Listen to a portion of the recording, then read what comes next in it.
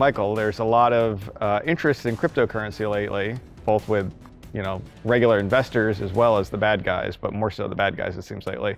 And it sounds like you were looking into a story about somebody doing some creative techniques to get people mining cryptocurrencies. That's right. There was a Reddit post about a site that it's something that most people probably heard of. They have, public-facing site where consumer electronics are being provided. What I would observe is that it's probably pretty robust. It's hosted with some big compute power. If you can compromise something with a lot of power, then you can, do more processing. Right. In the case of trying to mine cryptocurrency, that's helpful. So on this website, there was a script installed, a Coinhive script to mine Monero currency. But I think it just shows that any site out there on the internet that has weaknesses of any kind can be compromised, and it's likely that whoever compromises you is going to install something like this, because that's the rage now. I mean, over the holidays, I kept hearing at every gathering I went to about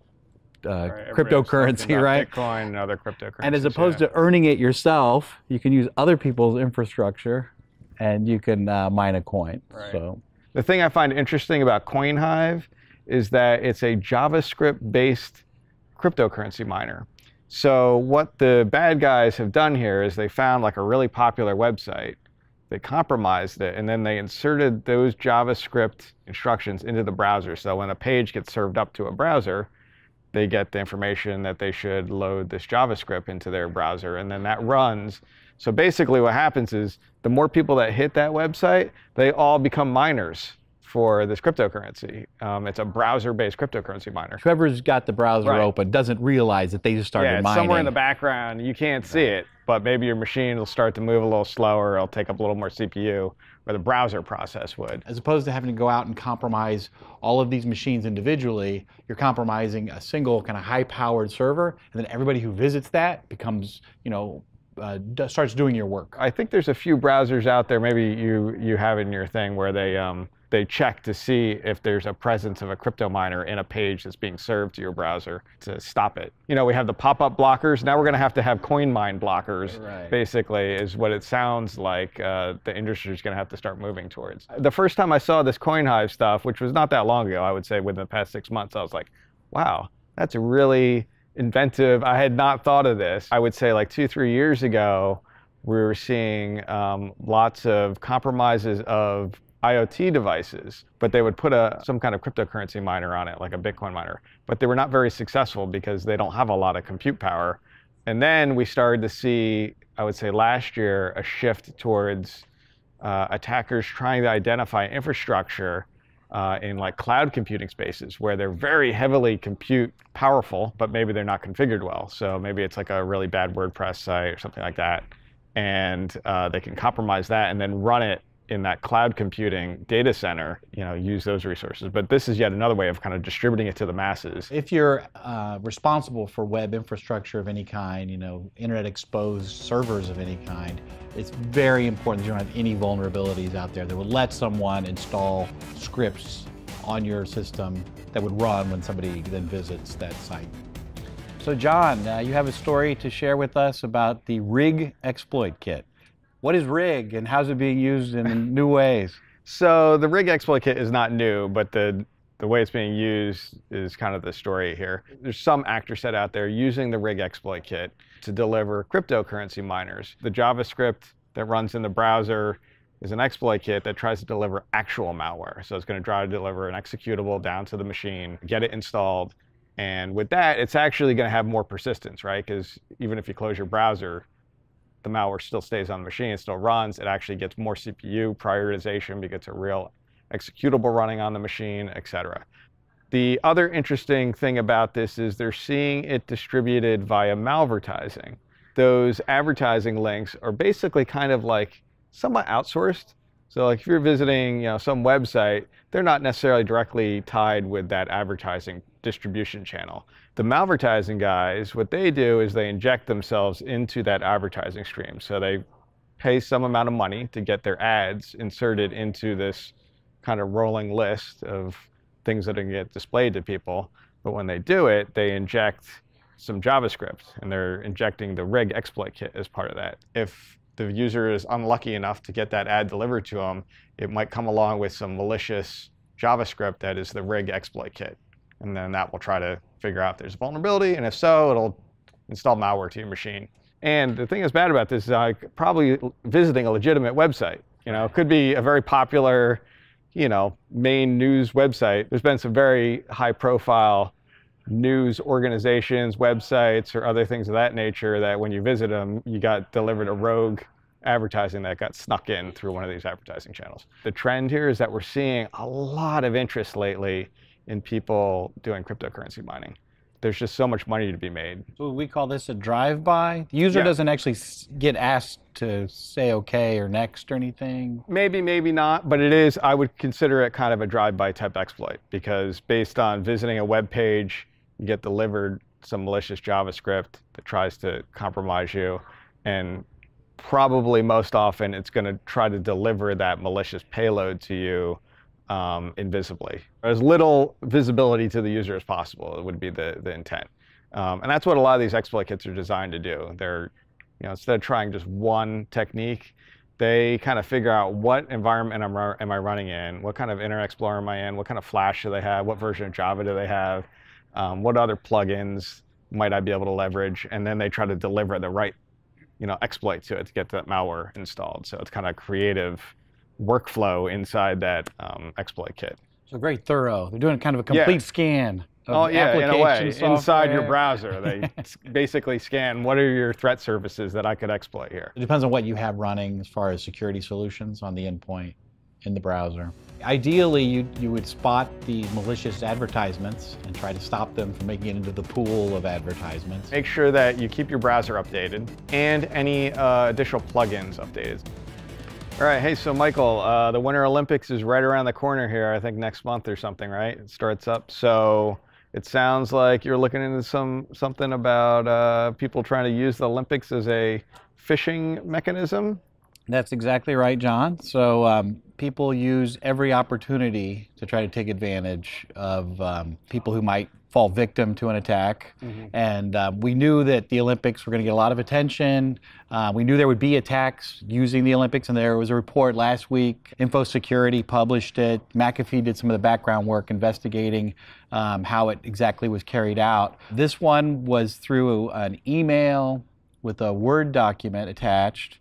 And then when you open the Word document, there was an image that had code in the image, so steganography, and it was able to run PowerShell on the Windows machine, make a remote connection so that somebody could remotely control the machine. So kind of a lot going on there in that attack. For them to bury executable code inside an image, that's a bit of an advanced technique. It's not a normal thing that we see regularly. Right, and of course it looked like it was coming from the committee, the ministry that is operating the Olympics. Okay. And then the IP address was spoofed to be a somewhat believable South Korean organization, even though it was actually hosted in a different country. It's made it look like this important message with this Word document was from the ministry that's conducting the Olympics, and it was sent to a targeted list of recipients Okay, so it who was were kind of working like a on the spear Olympics. phishing kind of scenario here. So they were trying to target people that were working or involved in the Olympic activities in other countries, perhaps, to see if they would take the bait, because they'd be more likely to open this attachment. Unfortunately, the steps that were taken on the attack side made it very easy to get the people they were going after. The attackers do a lot of homework.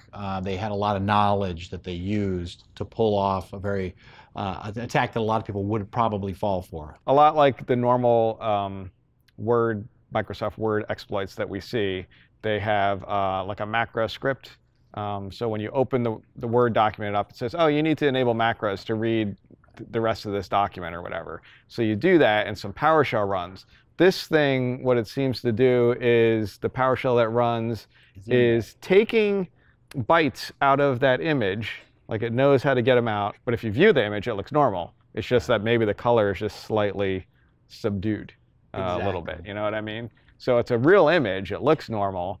But as the script knows to extract just the elements it needs out of there and the code is embedded in there, but it's very hard to find unless you know how it was injected inside there. They reassemble it, they run the code, and now there's some kind of rat running on the machine or backdoor Trojan of some sort. And this was cited as an example of a fileless attack, because it's not actually writing the script or a file to your system. So that's interesting. And that's been something that's been predicted for a while. I think that the fileless attacks will increase because they can avoid detection with kind of the legacy set of tools that we use to detect malware, string-based, signature-based. First of all, don't open a Word document that you receive in email, especially if you don't know that person very well. Even if you do know them, think about it first. Maybe give them a call to say, did you send me this? Because they may not have. And then if you do open it and you see that it says you need to enable macros to look at the rest of this, never click it.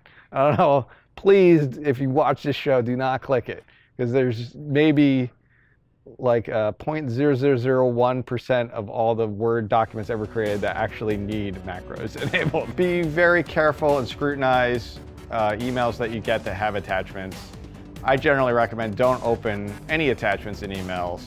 All right, Michael, so let's take a look at the internet weather for this week. So the first one is 1433 TCP, and we talked about this a couple of weeks ago. I did a 6-week moving average on this because it kind of shows that the change in traffic shape occurred somewhere last year. And you can see back in maybe the April-May timeframe that it started to go up, and it stayed up since that point compared to the previous 2 years or year and a half, where it was kind of following a general trend, even though we had a little hump over here. I think it's related to probably a few different actors, but we know that we covered a story about the Hexmen group. The story actually discussed how back in the April-May timeframe, this group was actively seeking out Microsoft SQL servers, and that kind of corresponds to this increased traffic here. One of the things they do is install cryptocurrency miners on these, because again, usually a server has a lot of compute power. They want to try to leverage that compute power for their own purposes instead of getting some little junky IoT device that can't do a lot of CPU cycles. They hit a big server and they can probably be more successful at mining cryptocurrencies, as well as other things. Most of it, the majority, is from China, which is where the Hexmen group is out of. I'm not saying it's all directly tied together, but there's some kind of correlation there probably. If you have Microsoft SQL servers and they're internet facing, I would try to restrict access to that. But in addition, make sure you have really strong authentication controls on it. Don't have any simple to guess passwords like ABC123 or anything like that on there. And watch that server for suspicious traffic or suspicious processes running. Right. We've seen some cases where the operations guys, not necessarily ours, but for other teams and whatnot, for other companies, where the first indication that a machine has been compromised is not the network traffic, but the fact that the CPU utilization all of a sudden went haywire and stayed haywire for a long period of time. And it turned out they had a cryptocurrency miner on there. So that's like a kind of indicator that you're not expecting necessarily to see, but is a result of having maybe a piece of malware running on your server. Just this weekend, my daughter was going back to college, and she was telling me her machine wasn't running as fast as it used to. So I showed her Task Manager and then more details. And I have to say, once she saw that she could watch the CPU and she could see disk utilization, like she didn't want to look at anything else. She was so intrigued by what is it on my machine that's using that much. Very interesting to watch. And administrators, of course, do this. Especially if you've never seen that before. It's all right there. A lot of these tool sets are available, but a lot of people don't know it unless they're in the business that we're in, trying to find what's wrong with the machine. Moving along, the next one I wanted to take a closer look at was 21 TCP. This is a 5-year chart, and you can see like way back here, 3 years ago and whatnot, we really didn't have a whole lot of scanning activity on FTP, relatively speaking. But we've seen these kind of progressive jumps in activity where incrementally more and more scanners for FTP. Here at that first level, it's only about 1,000 scan sources per hour, maybe. Right. Now that we're up here, we're at 4,500 or so, I want to guess, just eyeballing it. We know that there's a bunch of bad actors out there who will try to find FTP servers for various purposes. But one of the things that they've been doing that I've neglected to talk about, even though we've noticed this, and I grabbed a honeypot sample here, but this is a story where it talks about thousands of infected FTP servers and how, yet again, people are installing cryptocurrency miners. If you ever assume that you're too small and insignificant to be of interest to cyber criminals, and thus that getting security settings right is only really for bigger organizations, this should convince you otherwise. Because really, everybody, they think their stuff is not that important, but it can be used by a bad guy. And they don't really care who you are as long as they can take advantage of your machine. So they find these FTP servers, and there's a lot of these like network attached storage, like home ones. And if you don't configure it right, it might have some default credentials or allow anonymous access to it via FTP so that anybody who connects to it could upload a file or download a file. Right. They will find these, they'll upload a file that looks like a screensaver. It's usually called photo.scr, and that's actually a cryptocurrency miner. They're hoping that somebody who owns this device is looking through the files on there and they're like, I don't remember this file, and they click on it, or if they run it, they actually get the cryptocurrency miner on there, and then they're stuck. So this is an example where one of our FTP servers that we run as a honeypot, we saw somebody connect and they stored a file called photo.scr. This is very common, and it's an executable file that's about 1.5 MB in size. When we take that executable and stick it into VirusTotal, you'll see Bitcoin miner, it's very well detected. So that's something to be mindful of. I thought it's probably related to this uptick.